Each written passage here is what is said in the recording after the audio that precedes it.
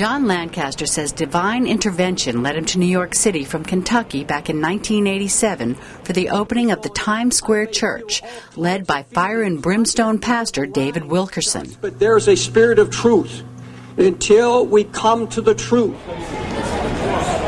The last time Lancaster saw Times Square, the women in the marquees were not playing Mary Poppins. When you came here in 1987, got off the Greyhound bus. I was just a fresh hillbilly Bob from Pertel, Kentucky, ready to witness for Christ in New York City.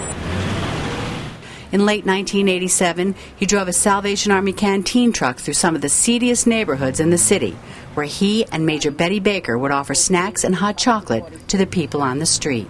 I mean, this right here used to be, it was horrible.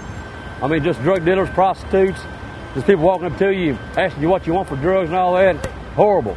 That's what's going to cause the Antichrist to be so well accepted, because the Antichrist is coming here and put it all back together. Lancaster says his work as a street preacher continued even after he left New York, and being questioned by police sometimes came with the territory. But he was a little surprised when investigators from the Manhattan District Attorney's Office showed up at his door in Paint Lick, Kentucky in 2007 to ask him about a 20-year-old murder.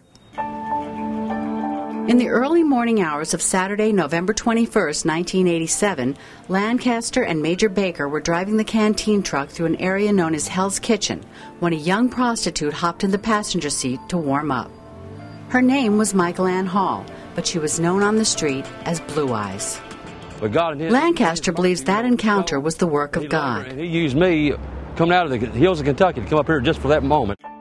That moment is important because both he and Major Baker remembered the time was 2 a.m., 3 hours after the police said Lebrew Jones killed Michael Ann, whose bludgeoned body was found shortly after sunrise.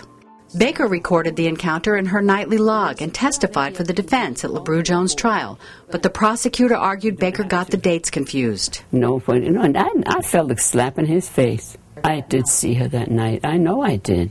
Lancaster, who left New York City the day after the murder, says he could have corroborated Baker's testimony, but was never called as a witness. But only hours before Jones was sentenced to life in prison, prosecutor Brian O'Donohue did reach Lancaster in Kentucky by telephone. Well, I said, what are you calling me now for? Well, I just want to just close it in my mind that I convicted the right guy. Are you familiar with a prostitute named Blue Eyes? I said, yes, sir, I do. And, that kind of threw me back, because I was like, how can I remember something like that 2 years later? Well, like I said, I got a good memory. I thank God for my memory. I don't remember everything, but there are just certain things in my life I can remember, like my mind's eye. I can close my eye and see it. But at the sentencing, O'Donohue told the judge Lancaster had said he didn't remember the night in question. Yet Lancaster insists he told O'Donohue about the 2 a.m. meeting with Blue Eyes and why he had suddenly left New York. As far as leaving, I was planning on leaving anyway. I was just trying to save up some money to get out of New York City, and it was just coincidental that I left the same night that she did get murdered. When investigators went to Kentucky in 2007, they asked Lancaster for a sample of his DNA, and he refused. DNA, where does DNA come from? It comes out of your mouth, off your body, flakes and all that. Some of my spittle, like when I talk, it's spittle, even your spittle can get on her. She was from close to me to you in that canteen that night. Her hair, I saw some of my hair, hair's always falling out, could have got on her clothes and stayed there, and that would have put me in the crime scene. Which is exactly where we were standing when I asked Lancaster this question. You disappeared the next day. How do we know you didn't come back here? Very circumstantial. Yeah, and I mean, you're a religious man. You believe this was like Sodom and Gomorrah, and she was part of all that. Right, but I didn't have that kind of spirit like condemnation. I came up here with the compassion of Jesus. I've cried with drunks and prayed with drunks on this very street. So I had no condemnation to anybody. Even her last gurgling moments when she got beaten, maybe she was begging to God, Jesus, help me. That's all, from the heart. I can feel it just talking about it. No, I had no condemnation. But at the same time, the Word of God is true. The wages of sin is death. 2 decades after his first visit to the Times Square Church, Lancaster met with Lebrew Jones' legal team.